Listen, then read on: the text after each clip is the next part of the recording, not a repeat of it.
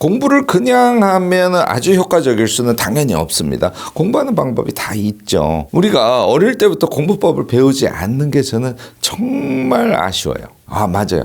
수험 준비를 한다든지 취직시험 준비를 한다든지 뭐 자격증 준비를 한다든지 이거 공부법에 의거해서 하면은 당연히 결과가 좋아집니다. 학생들도요. 공부법 꼭 공부하셔야 돼요. 독서하고 평상시에 공부만 엄청 열심히 하시는 분들이 생각보다 많습니다. 그런데 제대로 된 공부법을 익히지 않으면 독서해도 그냥 다 날아가 버려요.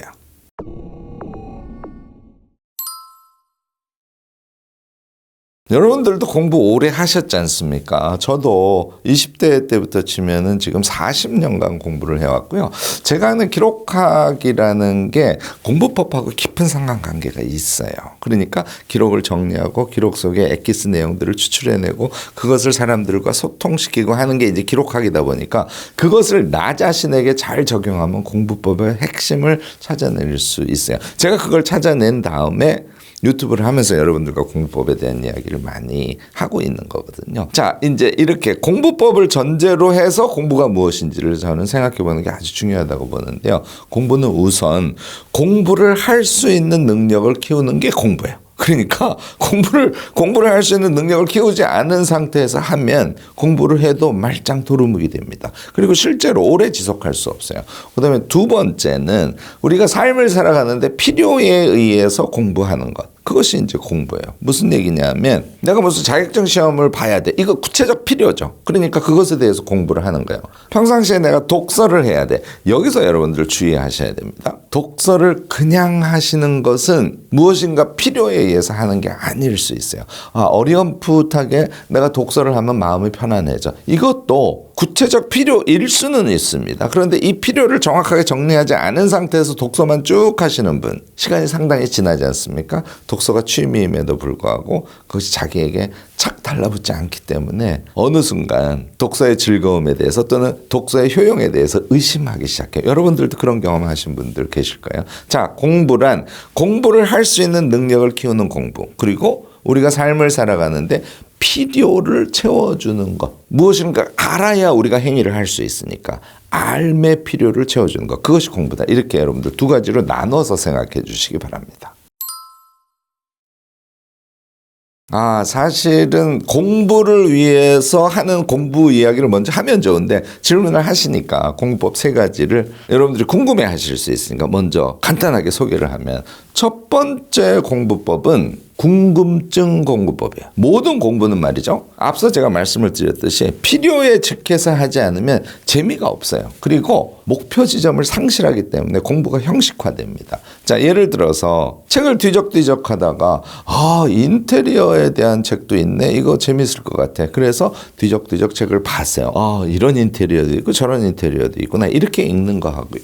내가 다음 달쯤에는 집에 인테리어를 하는 게 좋겠어. 그런데 인테리어와 관련된 공부를 내가 미리 해서 인테리어 업자한테 맡기더라도 조금 전문적인 식견을 가지고 맡겨야겠는데 또 경우에 따라서는 일부는 맡기고 일부는 내가 직접 한다든지 또는 뭐 바닥재나 벽은 어떤 사람에게, 그다음에 조명이나 가구 등은 내가 직접 움직이거나 또 어떤 다른 사람에게 등등 이렇게 나누어서 맡기는 것도 방법이겠는데, 이런 생각을 하고 인테리어와 관련된 책을 읽으시는 거, 전자하고 후자하고 다를 것 같지 않습니까? 후자가 되시면 궁금증이 증폭됩니다. 그래서 공부를 할 때는 궁금증 공부를 하는 게 엄청 중요해요. 요거요, 수험생들도 기본적으로 마찬가지인데 이 얘기는 뒤에 기회가 되면 말씀을 드리겠습니다. 두 번째가 생각 공부법인데요. 공부를 하면서 생각을 안 하시는 분들이 너무너무 많아요. 그냥 열심히 계속 하세요. 제가 얘기하는 생각 공부법이라는 건 두 가지 측면이 있습니다. 뭔가를 읽었어. 그런 내용이구나 하고 첫 번째 이해, 깨달음에 도달하는 생각을 계속하라는 얘기예요. 생각을 하지 않으면서 그냥 무작정 열심히 입을 이러면서 공부를 하신다고 해서 효과가 날까요? 나지 않습니다. 일정 부분을 읽고 이해를 했으면 그런 거구나 하고 생각을 해주는 거. 두 번째 생각의 차원은요, 그렇게 해서 예를 들어서 한 50쪽 공부를 했지 않습니까? 무슨 공부했고 무슨 공부했고 무슨 공부했고 내용을 생각을 계속 반복해 주면서 되뇌어주는 생각. 이것을 반복하지 않으면 머리에 남지 않습니다. 이거는 사실은 이해와 암기라는 영역인데요. 어쨌든 여러분들 생각 공부법이 핵심이라는 거 잊지 마시고요. 세 번째가 저는 실행 공부법이라고 하는데 우리가 공부한 모든 것은요. 사실은 무엇인가를 실행하기 위한 공부일 가능성이 높습니다. 예를 들어서 내가 수험 준비를 위해서 행정법 총론을 지금 공부하고 있어. 행정법 총론 시험을 봐야 돼. 자, 생각을 조금만 바꾸시면요. 행정법에 정의되는 것은 무슨 얘기? 행정행위를 할 때 이렇게 하라는 것을 지시하는 내용들이지 않습니까? 그러니까 내가 공무원이 됐다고 가정을 해. 그리고 이런 상황이 됐을 때 내가 행정행위를 어떻게 해야지? 그것에 대한 답이 행정법에 있다는 거예요. 행정법에 들어가 있는 내용을 실제 상황과 연계시켜서 공부하는 것. 이렇게 하실 때만 공부를 정확하게 할 수 있을 뿐만 아니라 공부의 결과가 실행에 구체적인 도움으로 작동하게 되겠죠. 또 그 실행을 하면서 조금 더 깊이 있는 공부가 필요하면 또 공부를 하시게 될 거 아니에요. 그러니까 우리가 일상을 살아가면서 또는 어떤 전문적인 일을 하면서 또는 지속된 심화 연구를 하면서 그 과정에서 공부를 하는 거거든요. 그러니까 공부는 그런 구체적인 실행과 연계돼서 움직이는 성격을 갖고 있을 뿐만 아니라 실행 공부법을 했을 때 이해도 더 정확해지고 공부의 효과, 공부의 동기, 이 모든 것들이 계속 증폭돼서 성장하는 그런 성격을 갖게 되는 거예요. 여러분들 공부하실 때는 세 가지 원칙, 궁금증 공부법, 생각하면서 공부하셔야 돼요. 생각 공부법. 좀 더 수준을 높인다면 실행 공부법. 이 세 가지의 원칙을 여러분들이 잘 이해하시고 그것을 실천하신다면 무슨 공부를 하든지 기가 막힌 성과를 여러분들 이루어낼 수 있을 겁니다. 자, 이 제가 말씀드린 세 가지 가장 핵심이 되는 공부법을 실천하려면 우선은요, 뭔가를 보고 듣고 그걸 이해할 수 있어야 되겠죠. 이게 첫 번째야. 인풋 능력입니다. 두 번째는요, 여기에서 그쳐서는 안 돼요. 인풋해서 이해를 했어. 그러면 아주 간단하게 키워드 위주로 요약하는 능력, 이걸 갖고 계셔야 되고요. 요약한 것은 그것으로 끝나냐면 그렇지는 않습니다. 얘를 우리가 신테시스라고 하는데 종합하는 능력이에요. 그래서 요약된 것을 엮어서 자기식의 이야기로 만드는 등 요약의 결과를 정리해서 말을 할 수도 있고요. 개조식의 요약문 같은 거로 총정리를 하실 수 있고요. 그걸 가지고 또 글을 쓰실 수도 있겠죠. 이게 이제 아웃풋인데요. 그래서 인풋, 아웃풋을 할 수 있어야 되고 그 사이에 요약이라는 기술을 여러분들이 가지셔야 돼요. 그거 꼭 가져야 된다고 저도 생각을 하는데 어떻게 하는 거죠, 교수님? 이렇게 물어보시는 분들이 많으세요. 이거는 반복해서 하셔야 돼요. 한 달을 하루에 3시간씩 반복해서 하시기를 권합니다. 재료는 강의하고 책이 좋아요. 그래서 하루는 강의를 하시고 하루는 책을 하시기 바랍니다. 어떻게? 강의를 30분짜리를 들어요. 들으면서 조금씩 메모를 하고, 메모를 하라는 거는 이해를 정확하게 하기 위해서 메모하라는 얘기입니다. 그렇게 해서 30분을 다 듣고 나면 이 30분에 무슨 내용이 들어있었지 하는 것을 간단하게 요약 기록을 하시는 거예요. 요약 기록을 한 다음에 30분의 강의를 자기가 입으로 중얼중얼 말로 해보는 것이죠.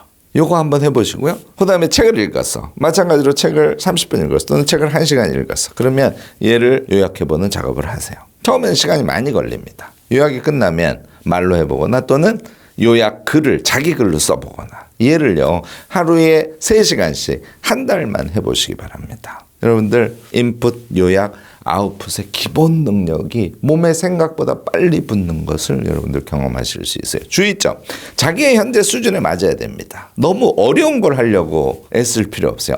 이건 내가 어느 정도 이해할 수 있어 라고 생각되는 대상을 가지고 지금 제가 말씀드리는 인풋, 요약, 아웃풋의 연습을 해주시고요. 이걸 할 때 우리가 얘기하는 종합적인 문해력이라는 게 몸에 붙는 거예요. 이게 공부의 기본 조건이라는 거 여러분들 잊지 마시고요. 인생에서 한 번 내지 2번은 꼭 적극적으로 하셔서 이 문해력 기반을 여러분들 갖고 공부를 하셔야 돼요. 네, 이제 신학기도 되고 그래서 지금 대학에 신입생으로 들어오신 분들 또 현재 대학생들, 대학원생들 다 마찬가지예요. 대학에서 공부하는 것의 꽃은 저는 레포트라고 생각합니다. 왜냐하면 레포트를 쓰는 과정에서 엄청 성장해요. 이걸 모르고 레포트를 그냥 베껴내시는 분들이 있어요. 자, 제가 미리 말씀드립니다만 대학 때 공부를 잘하고 회사에 취직했어요. 회사에 취직해서 자기 능력을 제일 쉽게 겉으로 드러낼 수 있는 게 뭘까요? 네, 보고서예요. 무엇에 대해서 정리해서 보고서를 좀 내보세요. 이런 요청이 엄청 많이 옵니다. 보고서를 내고 프레젠테이션 하는 능력. 이거 대학에서 사실 가르치지 않습니까? 저는요, 대학에서 시험보다 훨씬 더 중요한 게 이 리포트 쓰는 것하고 프레젠테이션 하는 것을 반복 연습하는 거라고 생각해요. 교수님들이 여러분들을 괴롭히기 위해서 리포트 내고 발표시키고 하는 게 아니에요. 우리가 사회생활을 하면서 자신의 능력을 있는 그대로 표출하는데 가장 중요한 무기가 바로 보고서 쓰기와 프레젠테이션이다. 이거 잊지 마시고요. 대학 때 리포트 열심히 쓰시기 바랍니다. 대학을 졸업하시고 이미 취직을 하셔서 보고서를 쓰셔야 될 분들도 제가 지금 말씀드리는 아주 기본이 되는 요령이 똑같이 적용됩니다. 그 이외에도요. 나는 주부인데 서너 권의 책을 모아 읽기를 하고 뭔가를 좀 정리해 보고 싶어. 이게 이제 사실 뒤에 제가 말씀드릴 기회가 있겠습니다만 공부의 핵심이거든요. 이런 공부를 하시는 분들 기본적으로 다 같아요. 이렇게 하는 겁니다. 자, 예를 들어서 레포트 주제가 교수님께 주어졌어요. 또는 상사가 무엇에 대한 보고서를 내주세요라고 요청을 했어요. 그러면 얘를 조금 구체화해서 인식하는 거예요. 이게 아까 공법 말하는 데에서 뭐라고요? 궁금증 공부법입니다. 예를 들어서 인테리어에 대한 내가 과제를 써야 돼요. 그러면 인테리어를 제가 권하는 건 사전을 이용하세요. 백과사전류를 보시면요. 인테리어에 어떤 종류가 있는지를 여러분들이 아실 수 있고 인테리어의 핵심이 뭔지를 아실 수 있어요. 이걸 알고 나면 무엇을 알면 인테리어를 내가 알 수 있겠네. 여기에 도달하시면 구체적인 궁금증이 5가지가 생겼잖아요. 이렇게 궁금증을 증폭시켜주는 게 첫 단계입니다. 궁금증이 이제 구체적으로 생겼어요. 그 다음에 뭘 할까요? 그걸 키워드로 해서 자료를 찾아야죠. 자료의 핵심은 역시 책입니다. 대학에서는 이제 논문이나 이런 것들을 봐야 되겠죠. 회사에서 자료를 찾을 때는 타사에 혹시 공개된 것이 있으면 타사의 보고서나 또는 제가 개인적으로 많이 권합니다만 프리즘이라고요. 정부에서 한 용역 결과 같은 것들이 프리즘에 들어가면 다 들어가 있어요. 이런 것들을 검색을 해서 자료 찾기를 먼저 해야 됩니다. 말하자면 인풋을 준비하는 것이죠. 근데 이 자료를 찾을 때 너무 많이 찾는 사람들이 있어요. 그래가지고 답 안 나옵니다. 예를 들어서 한 10개를 찾았어. 그러면 앞부분하고 뒷부분 보거나 앱스트랙트 보거나 본문의 일부를 보면서 이거는 꼭 필요한 거야 라고 생각되는 거 개념적으로는 한 3개만 고른다고 생각하시기 바랍니다. 자료 찾기가 엄청 중요해요. 좋은 자료를 찾았을 때 좋은 결과가 나올 수 있으니까요. 자, 그 다음에 인풋. 아까 얘기했던 읽으시고. 그런 거구나. 궁금증에 의거해서 읽으셔야 돼요. 막 지긋지긋하다고 읽으시면 그거 성과 안 나죠. 그거 한 다음에 뭘 하신다고요? 그렇습니다. 요약이에요. 그 다음에 요약. 인풋 다음에 요약이라고 그랬죠. 요약을 할 때 말이죠. 자기가 본 자료를 보고 베껴서 넣는 거는 요약이라고 하지 않습니다. 내용이 인풋됐으면 얘를 보지 않고 자기 언어로 가능하면 요약해 주시기 바라요. 그런데 유용한 표라든지 개념도라든지 이런 거 있지 않습니까? 얘는 사진 찍어서 아래 한글에 붙여넣기를 같이 해주시기를 바라요.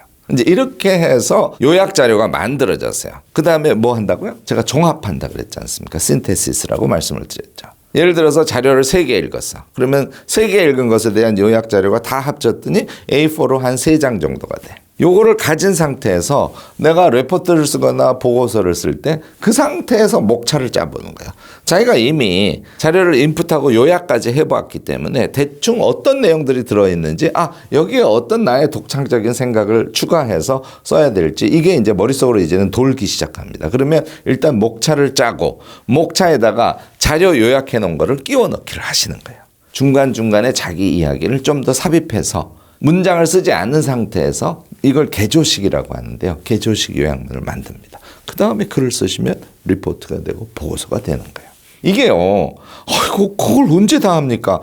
걱정하면서 베껴 쓰는 것보다 경우에 따라서는 이게 익숙하신 분들은 이게 더 빠를 수도 있어요. 더 중요한 것은 이렇게 했을 때 자기 몸에 남는 그 성과가 자기 인생을 바꾼다니까요. 능력을 완전히 바꿔준다니까요. 대학 때 리포트를 제가 지금 말씀드린 대로 제대로 써본 경험이 한두 번이라도 있는 사람하고 한 번도 그 경험이 없는 사람하고 사회생활이 달라집니다.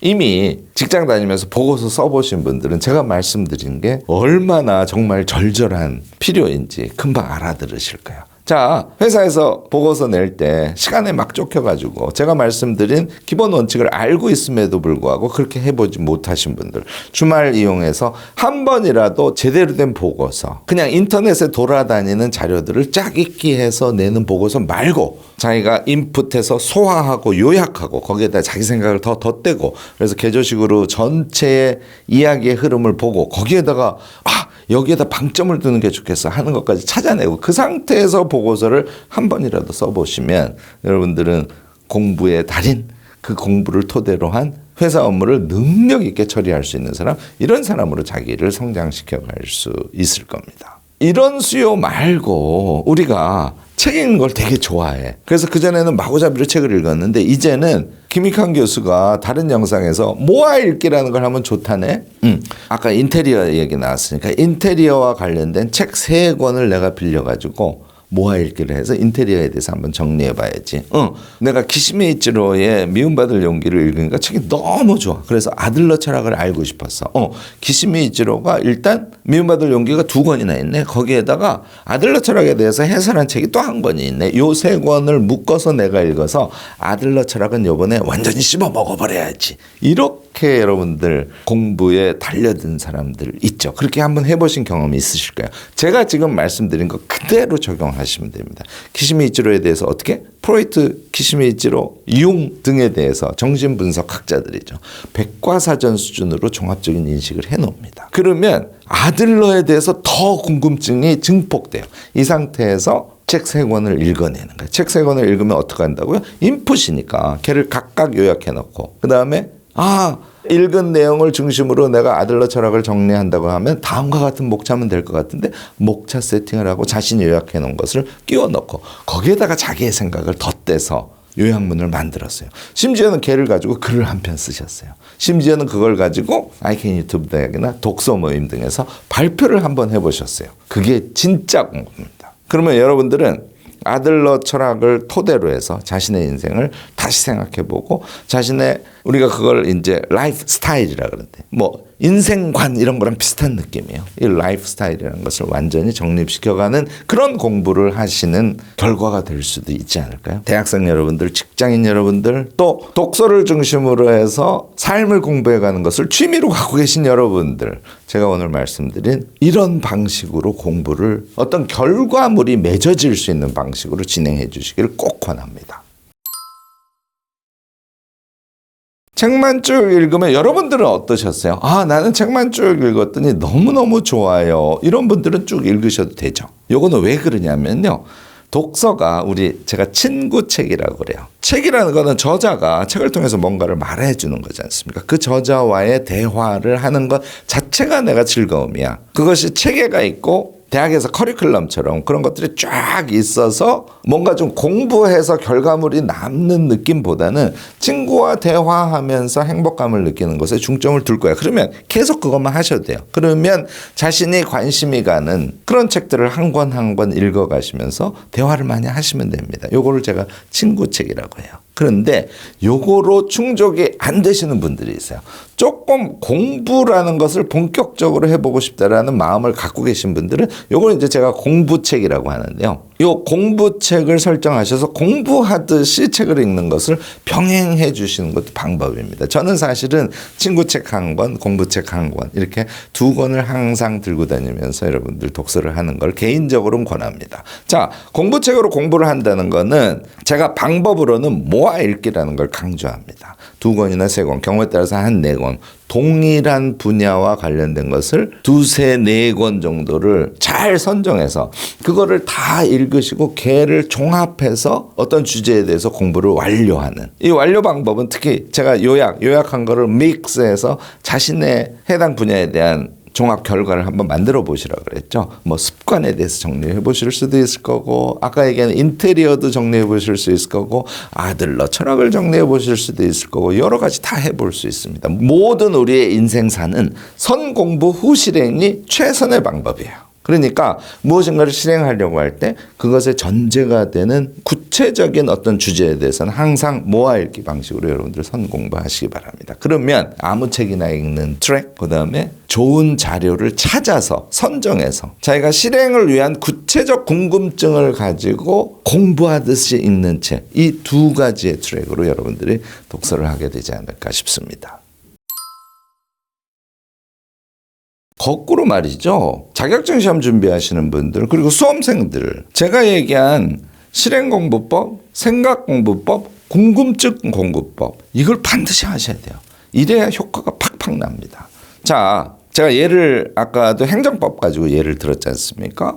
그러니까 공부의 내용이 사실은 정해져 있어요. 그런데 어떤 법에 대해서 예를 들어서 부동산법에 대해서 우리가 공부를 한다고 칩시다. 부동산 중개사 자격증을 내가 따고 싶어. 그러면 여러분들은 항상 양쪽 축에 뭐가 있냐면요. 내가 부동산 중개 실제 실무를 할 때 이런 상황에서는 이런 지식이 있어야 되고 저런 상황에서는 저런 지식이 있어야겠네 하는 실제 실행단에 대한 상상을 자꾸 해 주셔야 돼요. 이해하고 부동산법과의 관계랄까, 이것이 머릿속에 들어있으면 공부의 효과가 배가 됩니다. 제가 강조하는 궁금증 공부법에서 궁금증은 사실은 실행에 대한 상상을 통해서 더 강하게 증폭될 수 있어요. 물론 궁금증은 지식적인 궁금증도 있을 수 있죠. 그래서 실행과 궁금증, 이 두 가지를 항상 공부를 할 때 염두에 두고 가시는 게 좋습니다. 그 중간에 뭐가 있죠? 생각 공부법. 자, 이런 거예요. 부동산과 관련된 어떤 법조문이 나왔어요. 그러면 그냥 법조문을 달달달 외우려고 하지 말고 이런 문제는 이렇게 해결돼야 되는구나 하고 어떤 깨달음에 이르는 거. 이게 이제 생각의 출발이라고 그랬죠.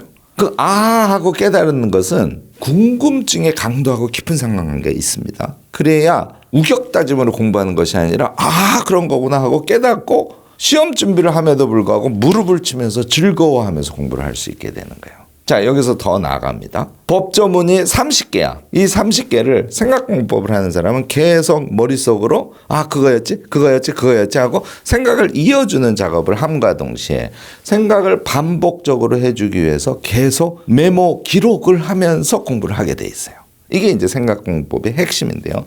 여러분들 수험 공부하시면서 1회독 하실 때 있죠. 이때 제가 말씀드린 양쪽 축 핵심, 실행, 실제 상황을 연상하는 거죠. 그다음에 그것으로 궁금증을 증폭시키는 거. 그리고 공부를 실제로 할 때는 이해하고 그래서 깨달음의 생각 단계에 도달을 하고 또 필요하다면 메모를 하고 또 생각한 것들을 쭉 이어서 머릿속으로 계속 반복되뇌이고 요거를 해 주시지 않습니까? 여러분들 시험은 따는 당상이에요. 왜냐하면 진정으로 그걸 이해하게 되기 때문에 그렇습니다. 기억에서 달아나지도 않아요. 제가 한 가지 마지막으로 더 강조를 하면 지금 말씀드린 거에서 메모 요약 말씀을 드렸지 않습니까? 얘는요 도해화라고 제가 이야기하는데요. 그림처럼 개념도처럼 이렇게 그냥 줄글로 요약 노트만 하지 말고요. 그것을 이렇게 네모 박스 2개로 연결하고 얘를 합쳤더니 요 개념이 돼. 등등과 같이 간단한 개념도처럼 그림을 많이 그려가면서 여러분들 노트하시기 바라요. 요게 생각공부법의 극치다 이렇게 여러분들 생각하시면 됩니다. 2회독 할 때 얘를 시간을 좀 들여서 완벽하게 만들어 놓지 않습니까? 2회독, 3회독 때는 어떻게 된다고요? 궁금증은 훨씬 더 증폭될 뿐만 아니라 상황이 해당 내용을 생각공부법으로 계속 생각을 돌려주면서 연결이 되는 경험을 하실 수 있게 돼요. 자, 이렇게 되면 부동산 중개사 관련 시험 준비를 한 사람이 실제로 부동산을 열었을 때 고객이 무엇인가의 문제 상황에 대한 해결 요청을 했을 때 자신이 수험 과정에서 공부했던 것이 산 지식으로 실제로 작동을 하겠죠.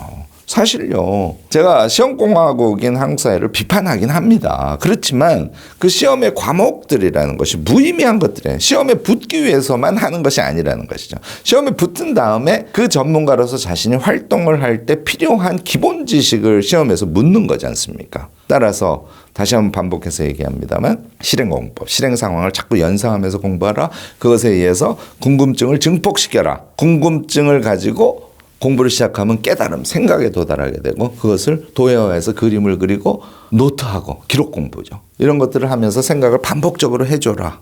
요거를 그대로 지키시면 고등학생들 대입할 때 대학생들이 시험 공부할 때, 자격증 시험 준비할 때, 취업 시험 준비를 할 때, 고시 등 공무원 시험 기타 등등 여러분들이 시험 준비를 할 때 모두 유용하게 사용하실 수 있을 겁니다.